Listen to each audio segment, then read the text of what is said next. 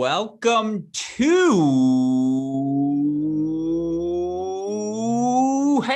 Great Shot.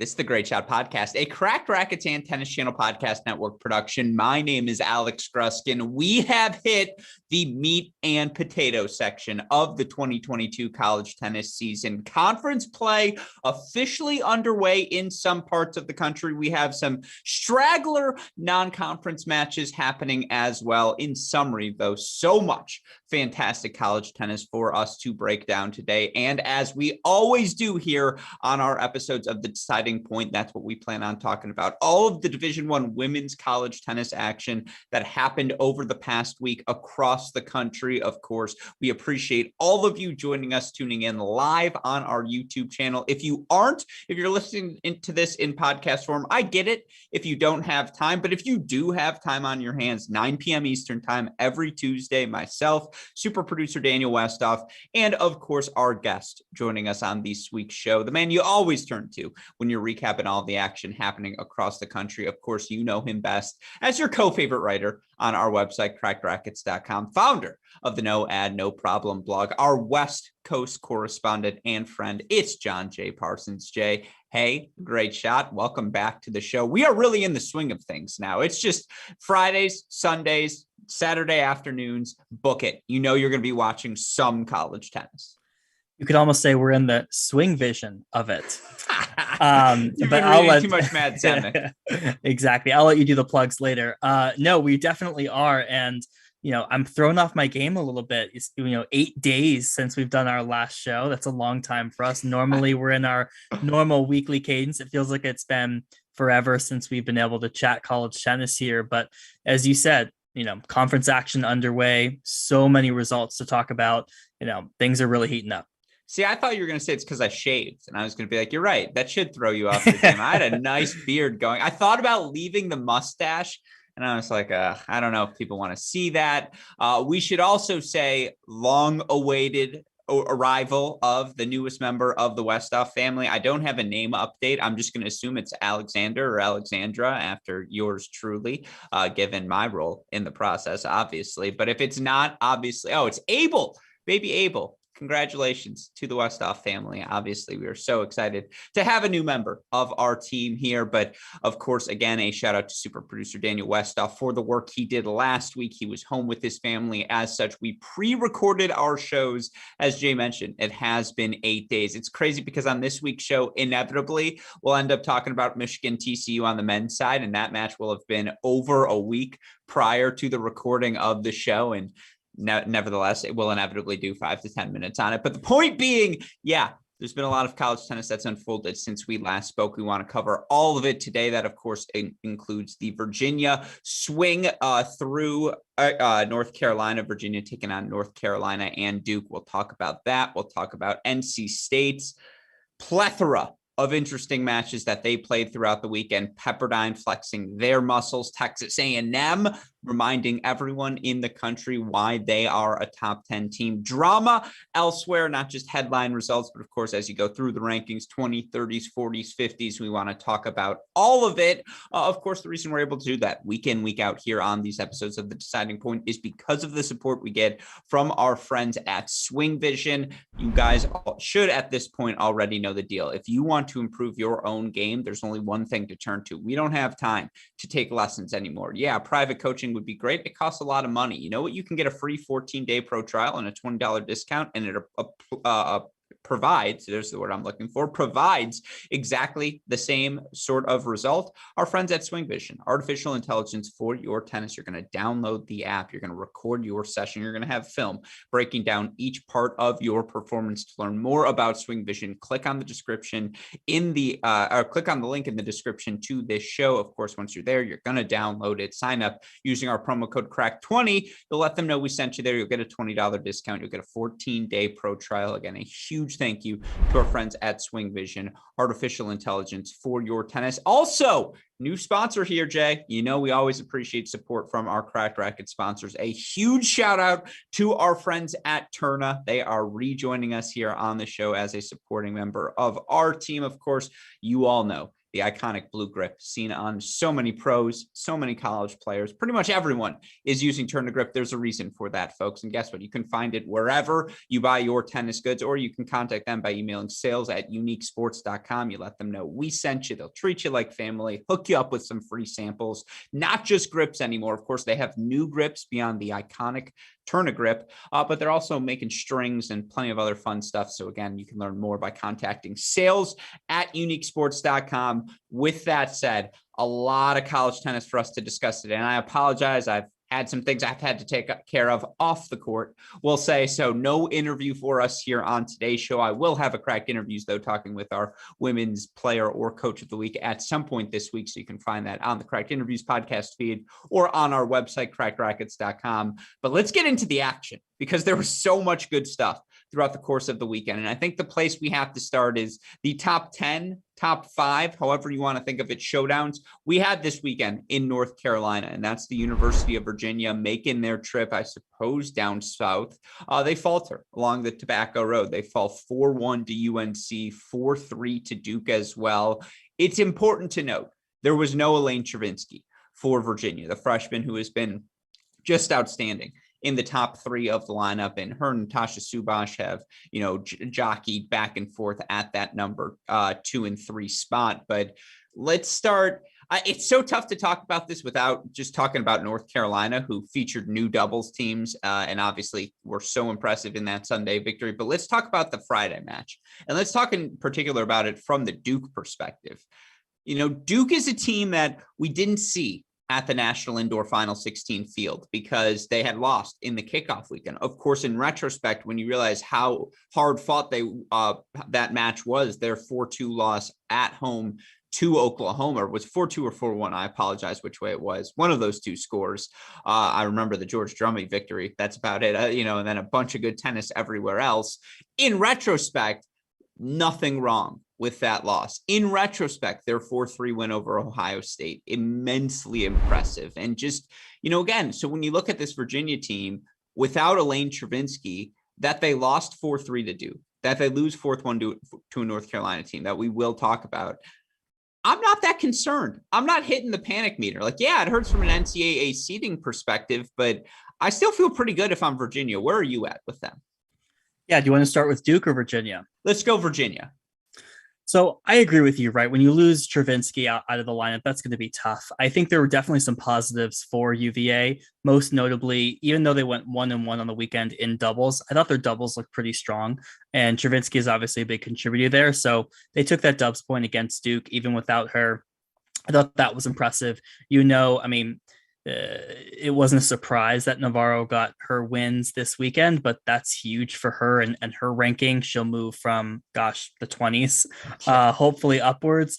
I think the other positive is Hiba Sheikh looked really solid at the bottom of the lineup in both of her matches. So I don't, you don't feel worse about this Virginia team. I think the reason why I thought the Virginia Duke matchup was more interesting than the UNC one is because, one, we hadn't seen it before, and two, it has implications on ACC standings, right?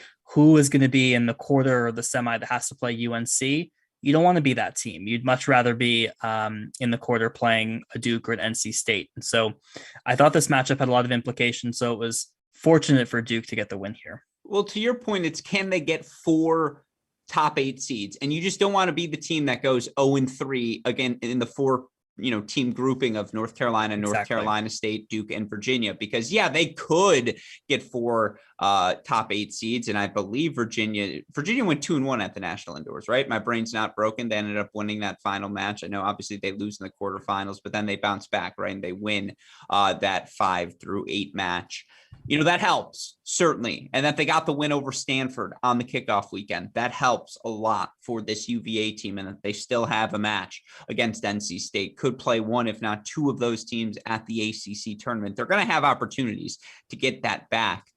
I think when you look for them, again, to be without Chervinsky, you take the doubles point, which is what you have to do against Duke when you're down a player like that. And then Navarro does her job, and to beat Georgia Drummond, again, I don't care if Navarro's the defending NCAA champ. She was, off playing pro events the week prior. Now she's off to Indian Wells, and yet she comes in, she takes care of business. That's what you ask out of your number one player in the country. She is the sure thing we thought she would be coming into the season.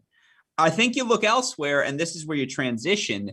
For Duke to get the 4 singles wins the way that they did, for, Chloe Beck, straight sets, 0-1 over Natasha Subash, and, Kelly Chen up to the number 3 spot, playing like she should at that spot, 3-3 win over Sophia Munera. You get a win from Margarita Billiken as well. So all of your veterans coming through. And then Emma Jackson, one of their many, 2 talented freshmen. It's Emma Jackson coming through 3 sets over Amber Odell. Again, everyone's up a spot for Virginia because you're without Chervinsky. I think it's glass half full if you're Virginia. And then if you're Duke, this is exactly what you needed to have happen against Oklahoma. It didn't happen. You drop a doubles point at home, and they flip the script, and they do manage to come back. And to me, big picture, that's a massive confidence boost for this Duke team, particularly for Emma Jackson, the freshman, to clinch the way she did. Now Duke's back in the ball game, right? Now it's, okay, you have a win over Ohio State. You've got a win over Virginia, NC State, North Carolina later on the schedule. Obviously, there's still other good depth, and we'll talk about that, the Miamis and Wake Forest of the world in a little bit. What did you learn about Duke? Yeah, I mean, this has been a team that's been kind of waiting in the wings a little bit, right? After losing to Oklahoma. Which is crazy to say because they're the bluest of blue bloods. Very much so. Blue devil blood. But yeah, I mean, look, I wrote about them last week, and what I thought was most interesting is they had 3 singles players who have been lights out, right? Georgia Drummy, Chloe Beck, and Margarita Billiken, and then 3 players who are batting about 500, Emma Jackson, Ellie Coleman, and Kelly Chen. And so I think for some of those freshmen to get wins on the weekend, I think that was a huge confidence boost. But I think overall, you feel good if you're Duke. You feel like you're excited to now be in the regular conference. You're excited to have these matches week in, week out to prove that you can keep getting wins under your belt. So I think this is going to be a team that we're always going to underestimate a little bit because we never saw as much from in the beginning, but certainly we know that they have the talent there. And if they can find a few extra pieces, whether it be some of the freshmen or Kelly Chen really hitting her stride, they're going to be super dangerous. Yeah, I agree with you. And Scotty B in the chat points out, and I appreciate you tuning in and providing this information as always for Virginia. Home matches against Miami, NC State, and Wake Forest. You win those 3, you're 1,000% in the top 8 ball game. And by the way, that ACC conference tournament becomes so fascinating at that point, particularly if someone's able to trip up North Carolina at any point over the course of this season. With that said, let's look at that Sunday match. North Carolina 4-1 victory. New doubles pairings. I'm too excited. I freaking love them. Like when you look at the North Carolina pairings this weekend, Mora and Tran at 1. That's just funky. And then the number 2 spot, Sanford and Scotty. That's just a lot of power tennis, a lot of experience, can throw a bunch of different looks at you, going to make a lot of returns in the court. And then at 3 with Tangillig and Fiona Crawley, like that's just, hey, we probably have the best 2 players on the court. We feel pretty good about this number 3 doubles team. Like I really liked it. I mean, obviously they take the doubles point, and then credit to Navarro who gets a win on the board over Cam Mora. But then their singles continue to perform. Like this North Carolina team, it's clicking on all cylinders. Yeah, I was pretty surprised to see the double switches. Yeah. I like it. Stay fresh. The last thing you want is to be stagnant. I think that's a lesson you learned from last season is, they knew their horses. They knew, hey, we're riding Graham, Davatella, and honestly, we just got to find 2 more. And it's just about staying as fresh as possible and as healthy as possible last season. This year, it's like, hey, we know we're good, but how good can we be? Let's play around. I apologize for asking you a question and then hijacking it, but that's why I'm in favor of it, is I just like hey, let's figure out, this worked, but can we be better? I think that's fair. I know that they were a little disappointed with their doubles performances at indoors, particularly that match against Virginia, who, in retrospect, Virginia has looked really strong in doubles. Mm-hmm. Yeah, I mean, I don't know. I mean, they've you look at last year, right? Like they were always moving things around, right? Because you'd have Scotty one day and no Jones the next, right? Like there were always things changing. I think there's also an argument to be said that, like, look, let these teams play through these lulls, right? Let them work together, work it out. You have talented teams together. I think the biggest split surprise for me was Crawley and Scotty. I think they had been playing so well to start the fall, and that could have been like a really good duo if you continue to invest there. So I'll be curious to see what they turn out over the next few weeks. Obviously, they feel like they have the luxury to play around with the doubles point, knowing that they can get 4 singles matches against any team. So that's certainly a plus if you're UNC. I'm going to disagree with you in 2 senses. A, I think when you look at last year's changing in the lineups, that's due to injury, though. That's not due to, hey, let's experiment, let's play around, have fun, and not have fun, but see if we can be better. That's not what they were doing last year. It was, hey, let's survive and just get healthy because we know what we have come May. B, I actually think it's okay because when you look at the numbers, Crawley and Scotty have played about 20 matches together. Tran and Stanford have played like 40 matches together. Yep. Even Mora and Tengillig now at this point have played about 20 matches together. So you have a pretty quality sample size of, hey, we know what we're going to get. And you look at the national indoors, 2-2 overall in the doubles point for North Carolina. They take it against Virginia. I think it's a good experience. Like, I think it's okay. We've moved into a new portion of the season. It's conference play time. That sample size is out of the way. We know what that doubles arrangement looks like. We need to get better at that point. Let's try new things. Yeah, no disagreement. All right, fair. And then I don't remember if I apologize. I'm having some computer issues here today, so I don't have the outline in front of me. If I'm looking at my phone, I swear that's the only reason why on today's show. But you brought, I don't remember if I saw this in the outline, in the initial outline, if we're going to talk about it later. But when we look at this North Carolina team, and I know we spent a lot of time talking about North Carolina here, how can we not? They haven't lost a regular season match in 3 regular seasons. Are they on a tier of their own right now to you as the number 1 team in the country? Are they the unequivocal, unanimous number 1 right now? Or are there other teams on that tier that you would consider right alongside of North Carolina as national title contenders? Yeah, I did have this in the outline around, like, when we talked about the ACC, right, is North Carolina at the top tier? And I think you're saying, like, are they nationally top tier? Yeah. I mean, the answer is yes, right? It's a pretty resounding yes, because they've looked, impenetrable throughout the entire season, right? And all of these other teams that we still have high hopes for playing their best tennis in May, Pepperdine, for example, has not, right? And so I don't think there's any way to argue that there's another team who is playing as well or has had the success that they have had, that UNC has had this season. Are there teams that can knock them off in May? Well, there have been every other year. So, yeah. So I'm going to disagree again. This is good. This 8 days. We haven't disagreed. That was such a trap you set. Yeah, that's what I like to do. They are tier 1. Like, there's undeniable. The depth is there. If the question is, can Yarlagadda be that good at 6? The answer thus far has been a resounding yes. And I mean, you could move her up to 5 and there'd be no problems. Crawley has been a rock at 4, exactly as expected. Sure of sure things. Maybe the best single point in the country. And her and JJ Tracy, if there was an MVP of college tennis, men's or women's, they're in the lead right now as most valuable via the spot they're playing. Just like put the point on the board. Who should not be playing that spot more, Tracy or Crawley? Wow. Good question. The answer is Tracy. Yeah. No disrespect to it. And it has to do with the fact that Mora could move from 1 to 2 or 1 to 3, but like, you're moving the 1. Tracy should be the 3. And it's just like unequivocal. And like him, Kingsley, Votel, you can flip a coin who's the best player on any given day. You could say the same about Crawley. She could play 1 through 4, but they could all play 1 through 4. And just like having her at 4 is just a byproduct of whatever. That was this is why you're a fan favorite here, Jay. You can tell my brain is like broken. I'm like, oh, now we're talking. It was to disrupt your disagreement. Yeah, but here's why you're wrong. Don't worry.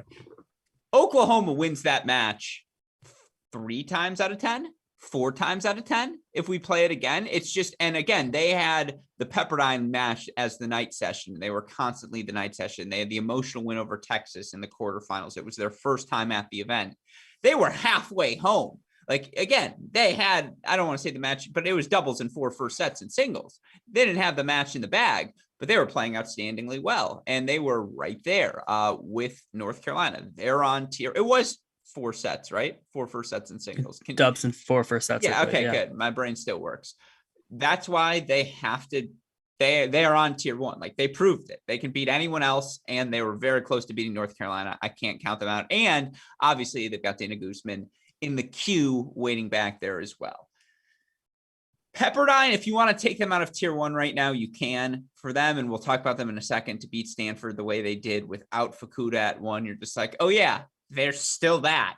After this weekend, am I going out of order here? If I am, I apologize, super producer Daniel Westoff. And so we won't do it, but we'll get to North Carolina State. Yeah, that's a little bit down the road. No. Is North Carolina State next? I think they are, if we can, super producer Daniel Westoff. So let's get there and talk about North Carolina State. I apologize for people listening to the podcast. I just want to make sure from a production standpoint, this is why you got to watch us live on YouTube.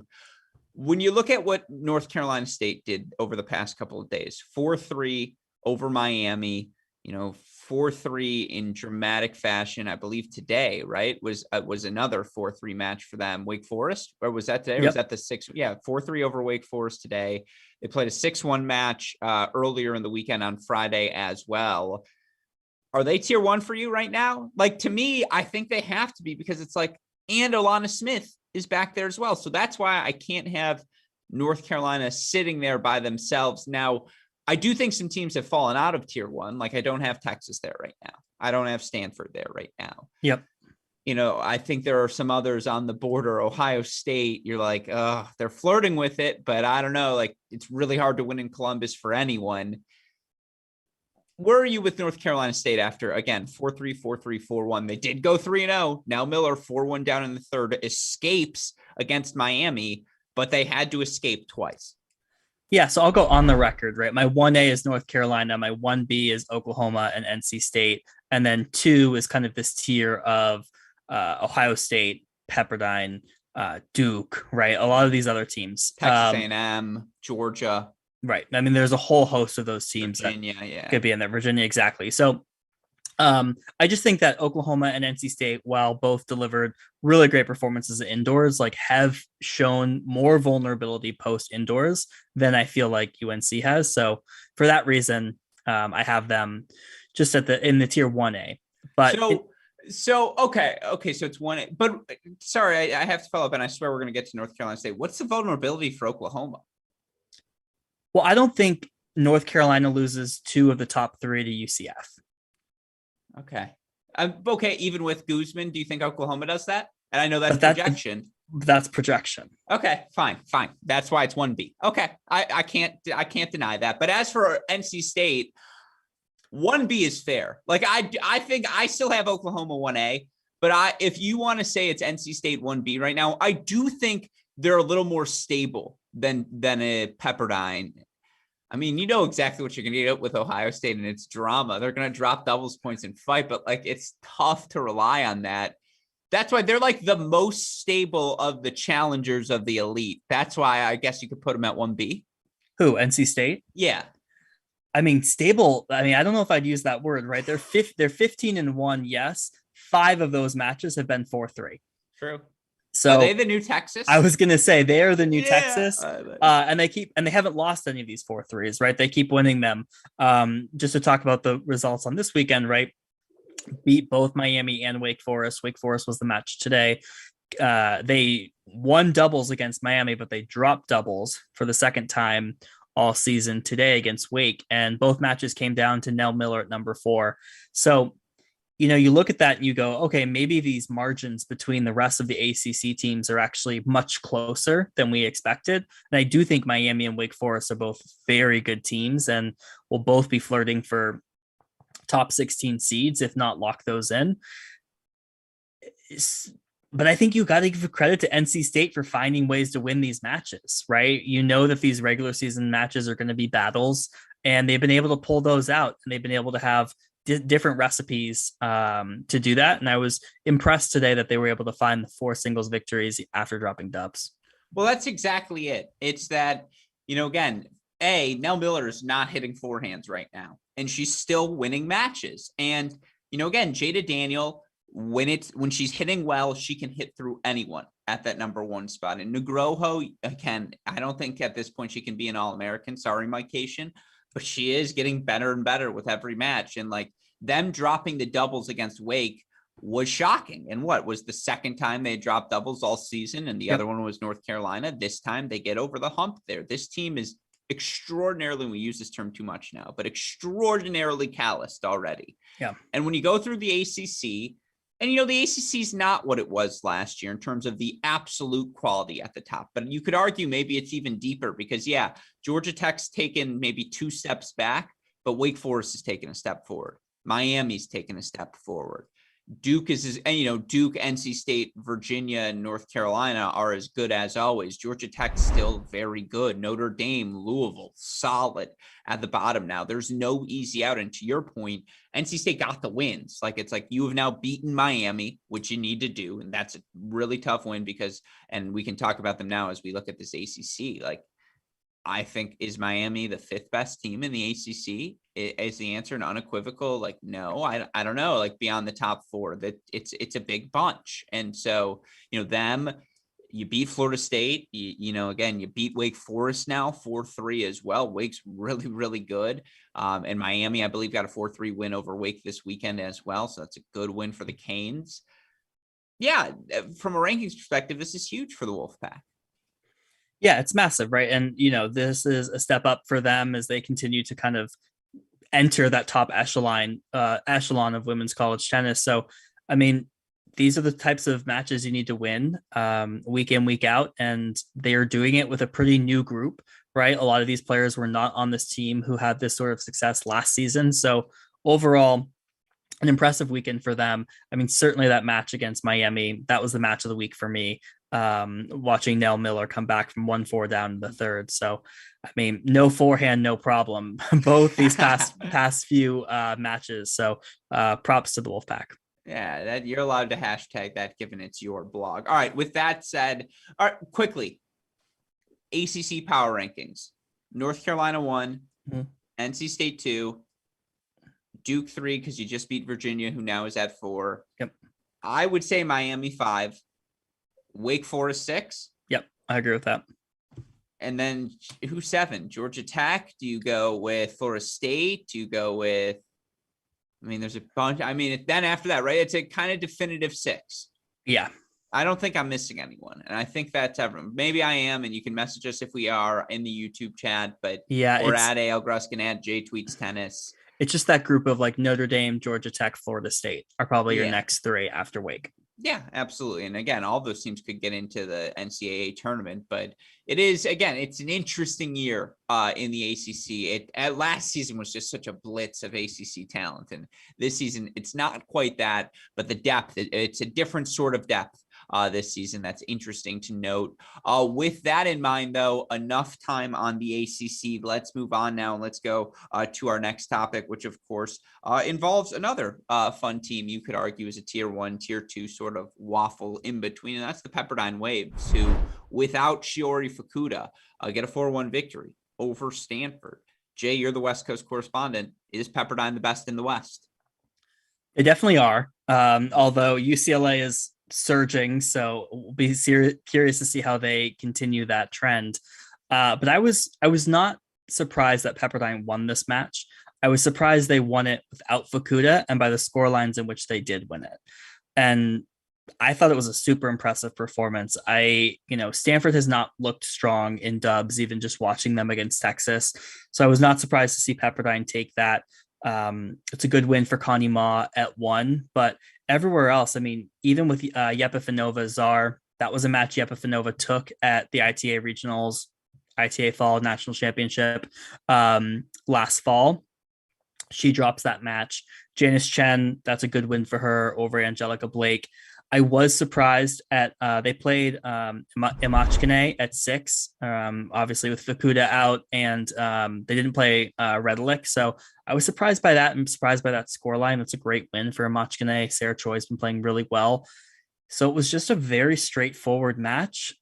And, I'm sure Pepperdine's happy to be outdoors. Couple of things. I am shocked that Vicky Flores and Valencia Shu finished a set. Just shocked to know that. They almost didn't. Yeah, and it was 7-6 Flores, Yeah. typical fashion. Brodus jumped Flores in the lineup. That's notable. And Brodus looked like she was about to earn this split against Houghton. I mean, she does have the firepower. That means they're growing more and more comfortable with the freshman, which I think is notable. Highway robbery. If I'm Coach Faroud, I'm like, pair. You're not playing Patrick Leva at 1. I'm like, let's try this again. Give me a new lineup. Go back to the shed. Scratch that out. Submit it again. We'll try this again. I mean, I'm not saying by the end of the year she can't be there, but given the recent form, that's a little suspect. That said, Czar is still money at 2. That's a really nice win for her, as you mentioned, over Yepafanova. And yeah, for Janice Chen, I mean, there are days when Janice Chen looks like the NCAA semifinalist from last year. And outdoors, her movement, finding that forehand, she looked like it in this match. That's why they're tier 1, because when they look good, they look really freaking good. And like, you look for this team. Again, Brodus and Chen are a team. At number 2 doubles, lock them in. Flores and Czar run hot and cold, but when it's hot, they can beat anyone in the country, and you feel fine with them at 1. I liked what I see in Yamachkine and Pachkaleva. I don't mind subbing in Fukuda there either. Like, I like those 3 players, mixing them around until we figure out exactly what works there. But Pepperdine's winning a lot of doubles points. And again, they're still not playing their best in singles. Yeah, they're 1. I think Stanford has earned the right to say they're number 2 right now. UCLA, obviously, with the win over USC, and then I don't know if the Trojans are 4. If you want to get to some other teams, perhaps instead, we'll talk. Well, Cal is up there. Oh, Cal, thank you. Yeah. That's another one I would have forgotten about as well. But yeah, this is a statement win for Pepperdine, certainly. And again, for them to do this outdoors feels most impressive. Yeah, and on the flip side, it's trouble for Stanford, right? I mean, in the sense of the rankings, right? They have 1 win over a top 50 team right now, and that's Texas. Granted, they haven't played the full slate of Pac-12, and there are some rising Pac-12 teams who are making a run for top 25, top 16. But there aren't. You look at the ACC. You just talk about those teams in the top 16, right? Like, that doesn't exist this year in the Pac-12, and so when you look at 9 victories counting towards your ranking, like, Stanford, this is going to be another tough year for Stanford. Washington, Utah, Arizona's solid, but is that enough? That is probably enough to get you top 16 if you beat UCLA and you beat USC. But to be they're probably not going to be a top 8 seed at this point, even if they run the table. Yeah, and that's kind of what I'm getting at, right? Is like, you just look at the ACC, the SEC. To be a top 8 seed, you need wins over top 8 programs. And if you don't have top 8 programs in your conference, you're not going to get them. So it's going to be tough for them. Yeah, again, I do think the depth is there for them to be top 16 if they take care of business. And even if they split with UCLA, or drop a match, they should still be fine there. But yeah, it's going to be number 11 Stanford versus number 6 Virginia in a rematch of the National Indoors. And that's going to be really fun, folks. Connie Ma versus Emma Navarro, your NCAA singles final preview. Yeah, Ma still looks excellent. Shu Flores was exactly what you thought. The most shocking result, to your point, was Sarah Choi. If you're Stanford, that was not something you saw coming at that number 6 spot. But again, good win for Pepperdine. As we look past tier 1, you talk about the teams nipping at the bit. And of course, depth is the name of the game in this year's college tennis. And you just brought up the SEC. I think that race for the top of the SEC is so fascinating because, of course, yes, there are some familiar faces for Georgia, but Georgia had only played 5 matches coming into this weekend. And you would argue by results, by the eye test, the most impressive team had been Texas A&M. Well, Texas A&M backed that up with their results here this weekend. Statement victory, 5-2 over Florida at home. They also get a 6-1 win over South Carolina, only win for the Gamecocks, a straight set win for Sarah Hamner over Carson Brandstein. Obviously, Sarah Hamner, the freshman, she's the real deal, but you look for this Texas A&M team who got pushed against Florida. And in the end, I believe it was JC Goldsmith who clinched in that 3rd set. I love the doubles point. They're winning just about every doubles point they play. But B, this team has depth. You feel good, whether it's Makarova, whether it's Goldsmith, whether it's Brandstein, whether it's Stoyano, whether it's any of them. Pick your Pile. This team is that good, and the freshmen have blended in so well with the veterans. I'm all in on Texas A&M. Like I know I've been, and this has been a take that's been brewing, and we've talked about it privately. I think they're the favorites right now in the SEC simply because we haven't seen enough of Georgia to say otherwise. Yeah, and that's the only other team that would be competing for them, right? They just Minimum took out Florida. co-favorites. Minimum co-favorites. Yeah, I definitely agree with that. I think you're right around the doubles. They've looked strong in doubles all year. I mean, having JC Goldsmith at 4 is a lock. I think a lot of these players who didn't look as strong in indoors are starting to find their form as we move outdoors. I think Goldsmith is one of those players. I would also add freshman PLA has started to play a lot better than she did at indoors. So overall, it's a super talented team. It's interesting because it's like half very experienced, half very inexperienced. So it's an interesting mix. And I think I don't know what the ceiling looks like for this team, right? We look at who they've beaten. This Florida win's their best win of the season. A Florida team who is not a top 10 team. So I'll be very curious as they face other SEC competition, particularly that Georgia match. How good is this Texas A&M team? I think does remain to be seen for me a little bit, but definitely the strength of that lineup is 2, 3, and 4. Well, you just feel like, again, they're going to be up 1-0 and in a time where there's so much uncertainty outside of NC State's doubles, which you know exactly what you're going to look like. North Carolina has all the pieces to be very good. I don't know how good they're going to be. Virginia has a lot of pieces. They also dropped a doubles point to Stanford. Pepperdine has pieces, but then they'll drop then they'll do weird things. It's just like, exactly Goldsmith and Makarova are a top 5 team in the country, and they're going to earn you victories at the top. And then, again, whether it is at the number 2 spot or the number 3 spot for this Texas A&M team. And, it was Stoyana and Branstein against Florida with the 6-4 win. And then you just look at the scores. Makarova 3-0 over Marley Zane. Makarova at 2 and that you can get away with it because of how good Branstein can look when she's playing her best tennis. You feel great about her in every match that you play, and that you've been able to move a senior like JC Goldsmith or a fourth year down to the number 4 spot. She's been excellent as well.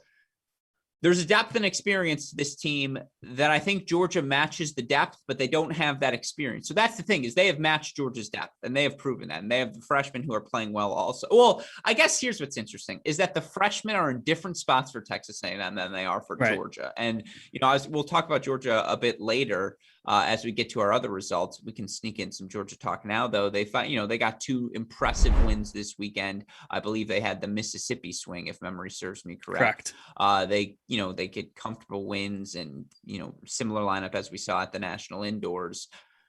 We still, though, I was at the national indoors. If that ball is called good on the sideline and A&M beats Cal, I really do think they would have beaten Pepperdine the next day. And I really then we're framing this discussion completely differently. Eye test wise, this team passed. They have the talent everywhere. Results wise, they've only played teams they should beat, but they've beaten everyone they should.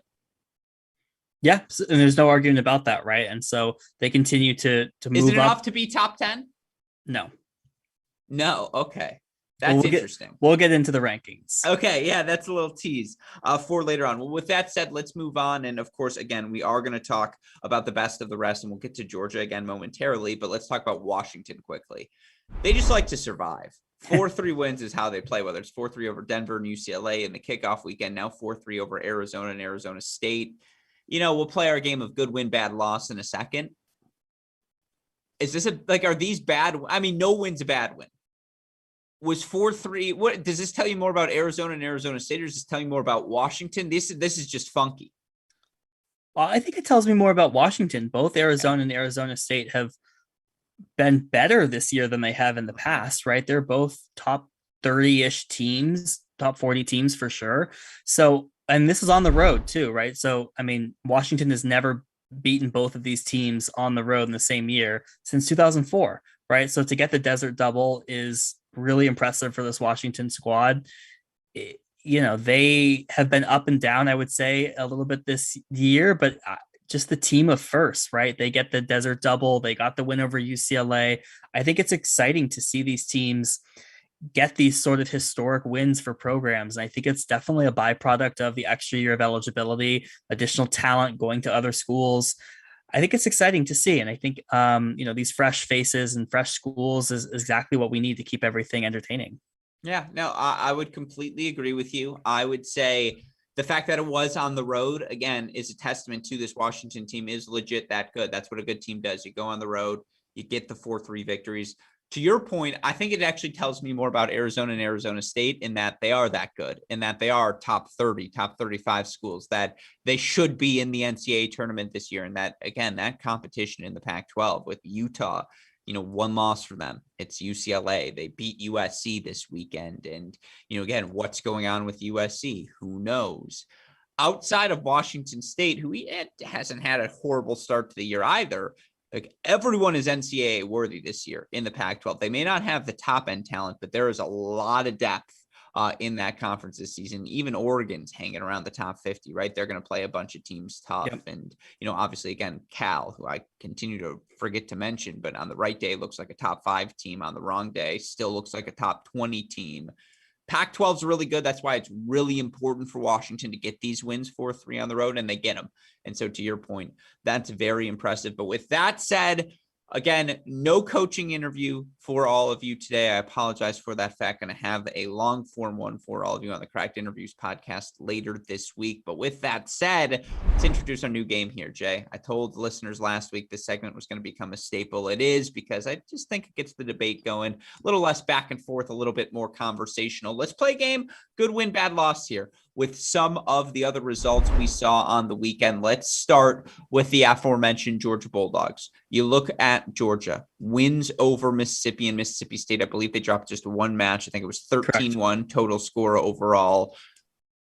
I think this one's a pretty obvious good win, right? A much needed win at that. Yeah. Right. I mean, they were down to like 35-40 in the rankings. Yeah, this was a good win. Good to get their sea legs under them.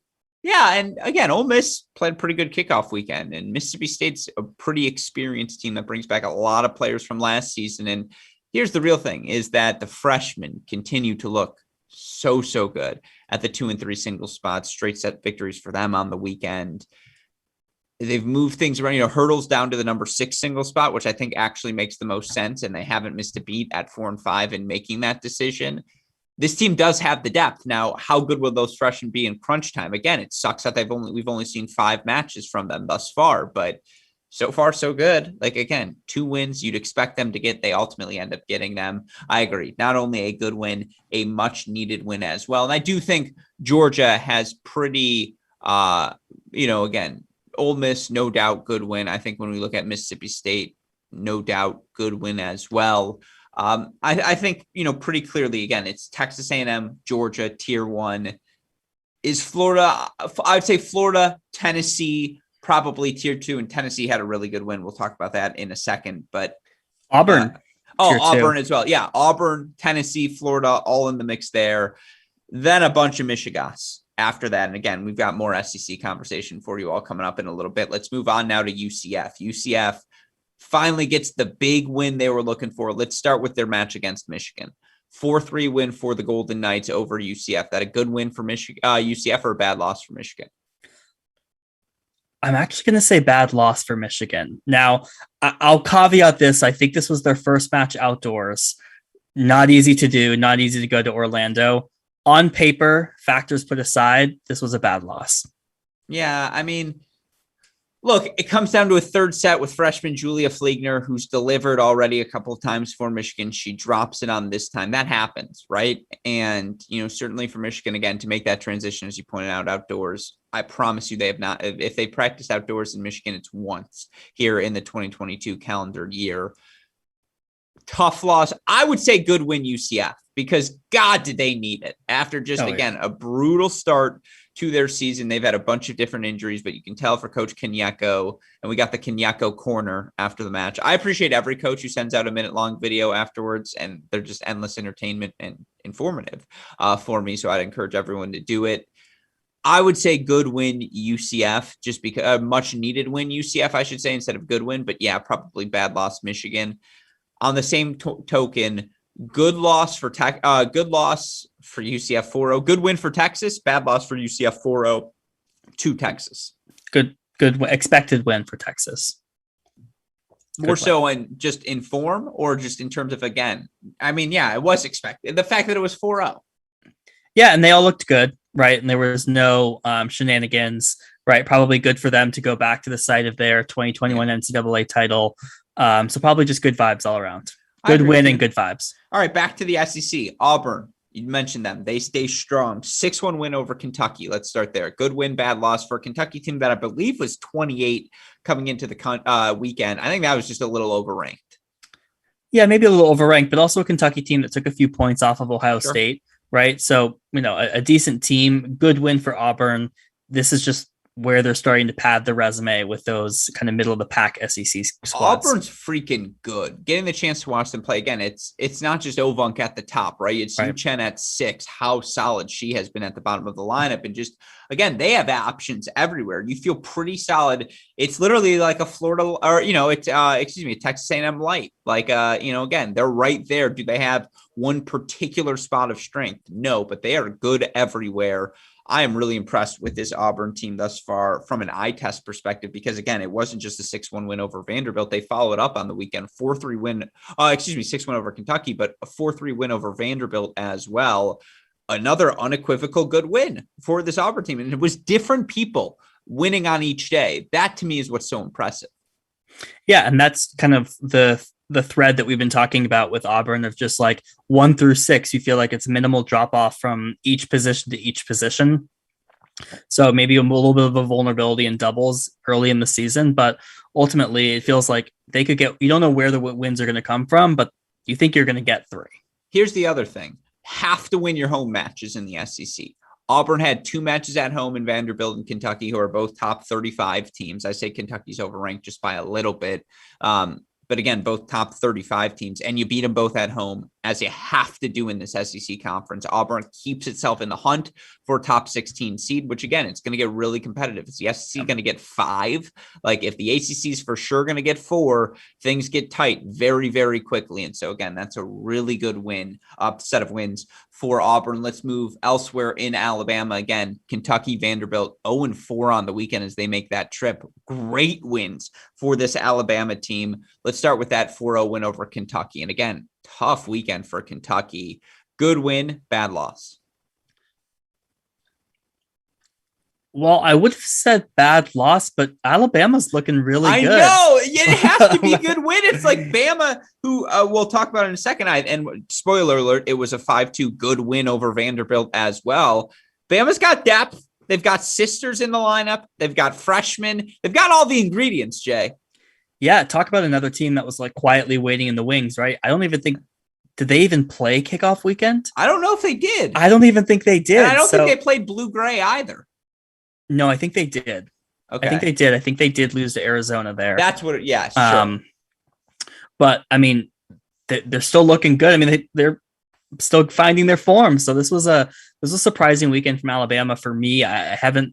We haven't paid much attention to them this season. So 12-2 on the year, definitely one to take notice of in the coming weeks. Quietly 12-2. And again, that race in the SEC, it's always dramatic. Have to win your home matches. Tough weekend for Vanderbilt on the flip side to lose that Alabama match. And you look for this Vandy team, if you're going to talk about the bad loss perspective, has Vanderbilt done anything to wow you? Again, you look for this program. They had their moment, right? 2012 through 2017, where they were as good as anyone in the country. That moment, again, it's tough for teams. Virginia, I always go to the Virginia men because they were at the peak of the peak. And then they had that one terrible season where, everyone's injured. You don't have Wiersholm and you thought you were going to get him back. You don't have Soderlund either, but they were able to bounce back pretty quickly. And that's how they maintain themselves amongst the elite of the elite, even if it's not number one. Vanderbilt's fallen off a little bit here. Again, it's been a couple of seasons like this where, last year they're not at the Sweet 16 field, but this year you get off to your SEC season like that and they don't make the national indoors. I'm not worried. I guess I'm worried. I'm not concerned. Whichever one of those is less severe, that's where I'm at. Where are you with them? Yeah, it's not been good, right, these past few It's years. just been fine. That's probably generous, right? Just like relative to the success that the Sure. program has had. Um, so I know obviously there was the coaching change with Jeff McDonald stepping down. I think, look, I give this program a few years, right? They have the academic, they're in a great conference. They have the academic caliber. They continue to have the investment from the athletic department there. There's no reason Vanderbilt isn't competing year in, year out for an SEC title. So, I think we should revisit this conversation in 2 years. Fair. And I'd ask you for the SEC Power Rankings, but I'm going to do that on a separate SEC specific show this week on the Great Shot podcast for all of you to listen to. So be on the lookout for that. All right. Oklahoma, Illinois, 4-0 win for Oklahoma. To quote someone I know, I'm a little concerned about Oklahoma's vulnerabilities at the top of the lineup. And yet, 4-0 victory over Illinois. How are you feeling about them heading into Big 12 play? Oh, I feel great about them heading into Big 12 play. They looked really strong in this win over Illinois. That really, it wasn't going to be a big test, but a good tune-up for them heading into Big 12.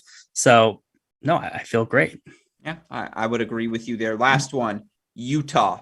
Victory over USC. I believe it's the first win in program history for the Utes over the Trojans, and 4-2 win at that.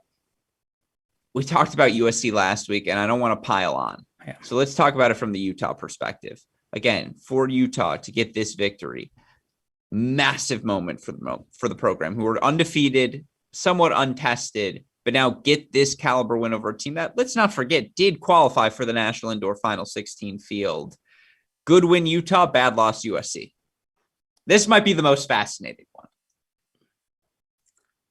Well, it depends on the time horizon we're looking at, right? If we are only looking at like the past month, this is just a good win for Utah and probably an expected loss for USC. But overall, I mean, this is one that screams both, right? It screams excellent program defining win for Utah and also historically bad loss for USC. But it's also not their first like historically bad loss this season. So overall, I'll just focus on the Utah piece of it. Like to go 0-11 against USC, striking out every time they've played them in the Pac-12 and really just being on completely different calibers of teams and programs. Like what a phenomenal victory for this program. This means so much to the Utah tennis program, who is starting to make a name for themselves, right? Cracking the top 30. So overall, I think it's really exciting to see, as I mentioned, with Washington. Now you're seeing Utah, right? A lot more teams kind of cracking into the top tier of their respective conference. So, hats off to the Utah team. No, absolutely. What if I told you that, again, it's not, it's, in the same season, Washington beats UCLA and Loyola Marymount beats USC, and now Utah beats USC, and we're having all these firsts across the country. That's what you love to see. And that's the parity and that's the depth that's been introduced now into this era of college tennis. The other result, again, what if I tell you it's actually not Pepperdine, but UCSB, UC Santa Barbara? That's the best team in California.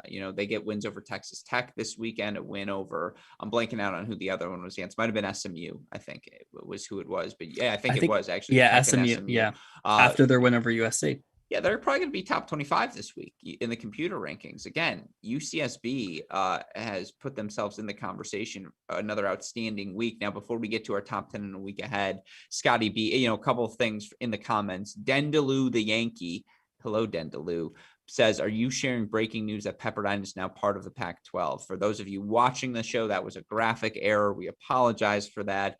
You try being on the lookout for a new nephew in Abel Westhoff, and also putting together graphics for multiple shows while doing multiple broadcasts. We do apologize for that. No, Pepperdine, not part of the Pac-12. Great question from Scotty B, but it requires a bit of a change. With a Big 12 season starting this week, he says, I have an interesting question. Over under 1.5 losses for the Big 12 champion. That line needs to be moved down. Needs to be half a loss. Over under half a loss for the Big 12 champion, meaning because Texas or Oklahoma, one of them is going to beat the other, obviously, but you've got Oklahoma State, Iowa State. Obviously, Kansas has been playing really well of late. Baylor's always in the mix. And, a bunch of, I think TCU is really good as well. There are a bunch of really good teams at Texas Tech is another one I forgot to mention there. Over under half a loss for the Big 12 champion.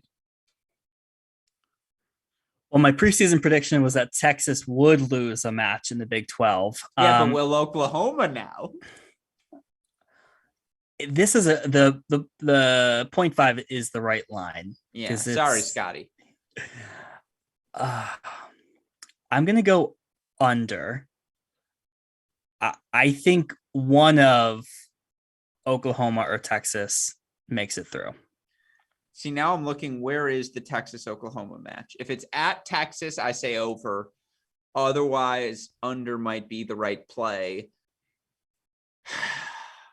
I'll say over, just because I think Oklahoma gets tripped up at some point. They haven't been tripped up at all this season. And again, your one loss is to North Carolina in a match where you took doubles in 4 first sets. Credit to Coach Cohen, credit to that entire coaching staff. It just happens to every team except for the historically great of the great. Now, maybe Oklahoma is that good. Maybe that'll be our takeaway from this season. But we're not there yet. And so I'm going to take the over. I think that's a good question, Scotty. I think everyone loses a Big 12 match, but I think 1.5 is too high. I think it's one loss for the Big 12, eventual Big 12 winner. With that said, let's get to our top 10 this week, and let's look towards the week ahead. Of course, no computer rankings here. We do these votes by hand with super producer Daniel Westoff acting as our tiebreaker. No movement at the top. Still North Carolina 1, Oklahoma 2, NC State surviving at that number 3 spot. Of course, they beat Ohio State 4-3. Ohio State, though, at that number 4 spot after they earned a victory over number 5 Pepperdine at home. Virginia holds in the top 6, but at number 6 following losses to Duke and North Carolina. Of course, Duke now up to number 7, given that they have wins over Virginia and Ohio State, though a loss to Oklahoma. Maybe Duke's a bit low now at this point, Jay. Stanford, number 8. Texas, number 9, Texas A&M, your number 10 team this week. So no Georgia for you. Again, I win the tiebreaker here because I believe I had Texas A&M a little bit higher than you had Georgia. Here's my reasoning. Who has, if the phrase is Georgia and Texas A&M have both beaten everyone who they've supposed to beat, and neither has that impressive of a win thus far, I would cede that point, but say Texas A&M's just done more winning, and now they have the win over Florida, and that's why I would slide them above Georgia for that spot. Now, I would probably move Stanford out or have them at 10 and maybe them or Georgia at that 10 spot, but directionally, I like every part of these rankings. Where are you at with them? Yeah, I think these make sense. I mean, we're still, to me at least, in the part of the season where there's a balance of results and projections. And so that's where you see some of the delta around teams like a Stanford, teams like a A&M, Georgia. So quickly, how about this, Jay? Because I think top 10 is great. Our promise, April 1st, you want to expand to top 16 and we start looking at the race for the top 16 seeds. And that's because I think that's where the real juice is. Because I would look at these 10 teams on this list and say they are all locks, even Stanford. I'd say Stanford's the most tentative, but they will all be top 16 seeds come the NCAA tournament. And to me, at this point, because I agree with you, it's I don't know how much there is to change in this part of the rankings.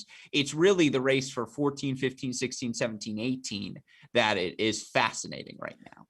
Well, you could also make the argument around 7, 8, 9, right? Given the super regional this year, that part of the rankings is going to be very interesting. So yeah, I mean, I think 16 is where it gets interesting and where you have different sample sizes, different transitive properties you want to look at. Sure. So that's where it does get really interesting. So I think we can definitely commit to that. Yeah. All right. We'll lock that in April 1st, Westoff. All the shows after that will start going top 16, really flex your muscles and your font sizes.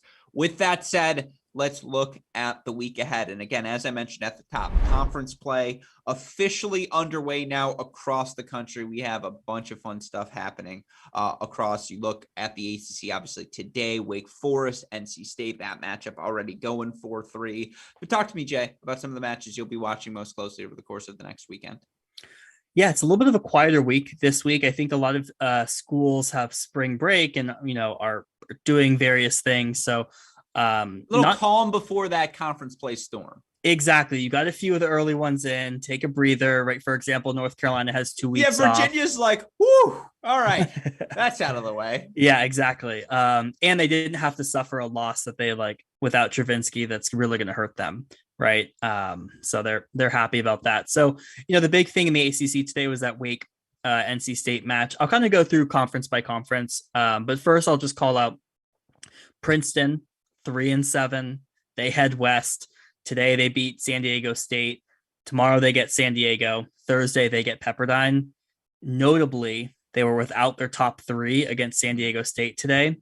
So, it was already going to be, those are already tough matches, right? Against San Diego and Pepperdine without a Freeman, a Vicky Hugh, a Brianna Schvetz. It's going to be tough sledding for them. They may have scheduled themselves below 500. I was doing the math prior to this, and thankfully for them, they do look to be a clear tier head above the rest of the Ivy League. So that's about 6 matches they should be able to bank, but it's going to be close. They're going to be the best 13-12 team in history. Maybe. I mean, right? Like 2007. Yeah, Florida had a really weird year. No, it's at this point you're right. Like we just haven't seen it, right? And so it's really tough to say. But so that's kind of the big thing out on the West. In the Big 12, I think the thing that I'm most interested in the Big 12 is Kansas is making their Oklahoma swing. So they play Oklahoma and meant Oklahoma to mention State. that Kansas looked really good in a 4-3 win over Northwestern. They dropped the doubles point, but Ngannou and Titova at the top of their lineup, whether it's 1 doubles, 1 and 2 singles, they've just got it. Their freshmen looked pretty good as well. Yep. And it was just competitive everywhere. Now I really liked Sydney Pratt, the freshman for Northwestern. I know she lost her match, but her and Liang and they were without Shasharina this weekend was Northwestern. That was the match I meant to bring up earlier. I actually feel pretty good about the Cats. I would still say that's probably your number 3 team heading into Big Ten play, although them versus Wisconsin will be fascinating. But yeah, like Kansas is good. I mean, you can't just write them off at this point now. They do have some experience. They do have some depth. They have really impressive top-end talent. Them versus Oklahoma State is a statement match for both teams. Oklahoma State wins that match 4-0. It's like, nope, you're not. I'm sorry. Like, we are actually in the run for a Big 12 title. Don't sleep on us. If Kansas hangs with them or beats them, now things get interesting. And it's going to be fun to watch them play Oklahoma, too. Yep. Yeah, absolutely. And they also beat ODU, which we talked about, I believe, the week before. So they're going to come in confident, right? They're on the road, so that'll be tough, but good opportunities for Kansas to kind of reclaim that 2019 form. So that's what I'm looking at in the Big 12. In the SEC, it's really about Florida. Everything, but it's really, to me, about Florida this weekend.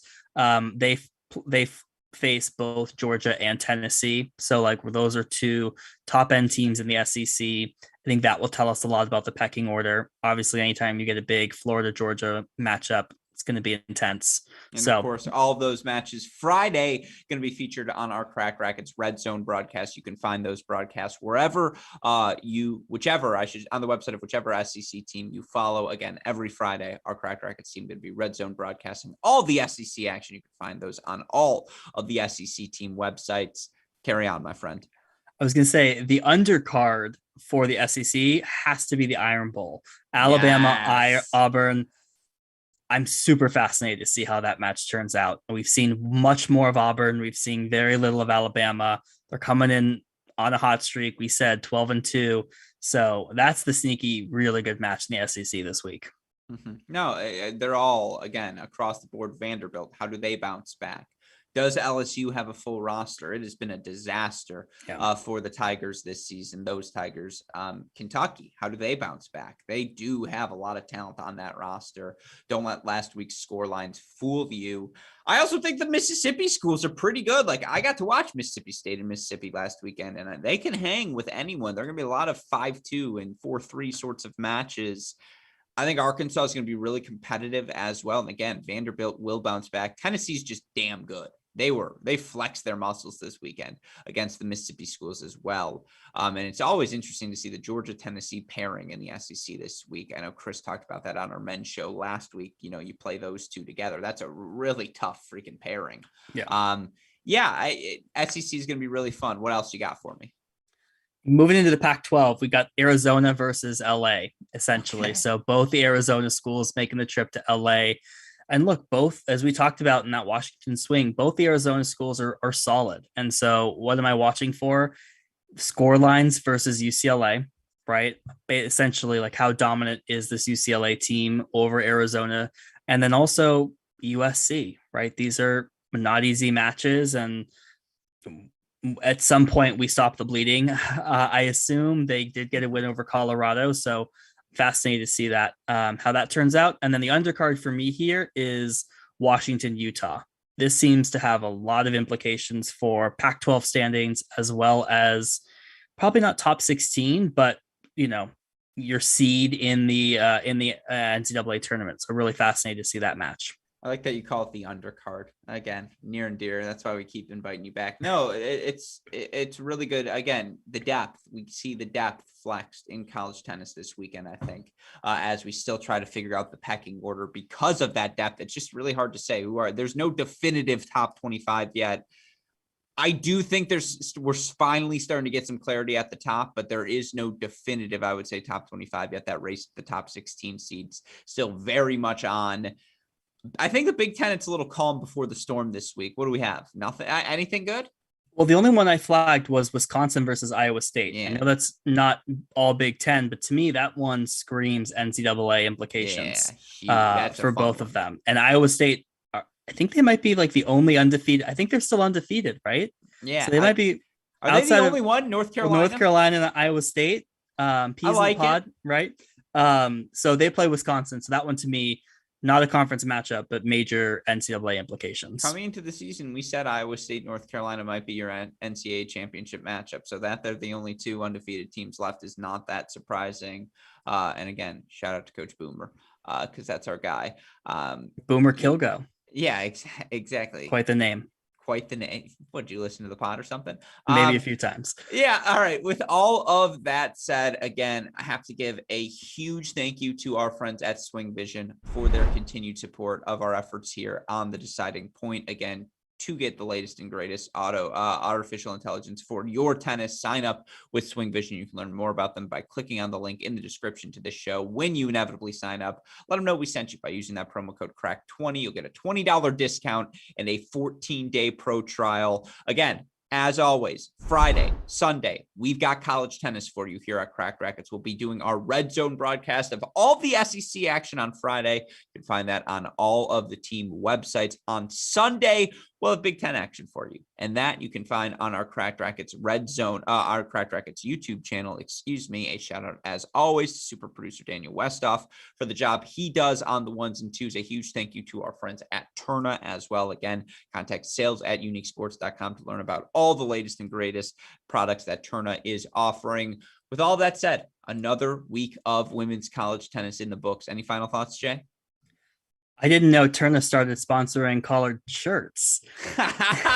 This is my Turna collar. It's true. 100%.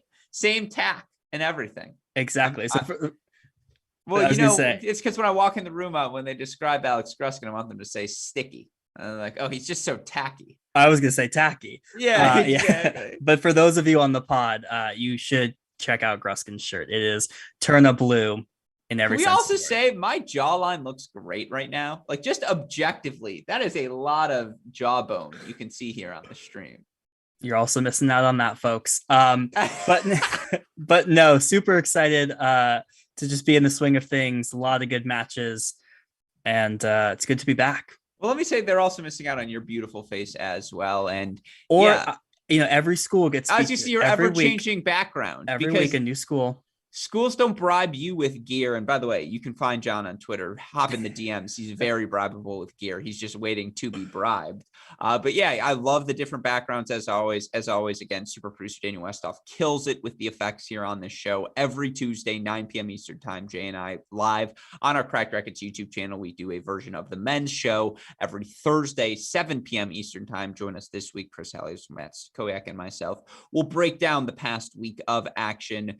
With all that said, for our fantastic co-host, John Parsons, our super producer, Daniel Westoff, our friends at SwingVision and Turna, and from all of us here at both Cracked Racquets and the Tennis Channel Podcast Network, I'm your host, Alex Gruskin. Jay, what do we tell the people? Hey, great shot. And we will see you all next week. Thanks as always.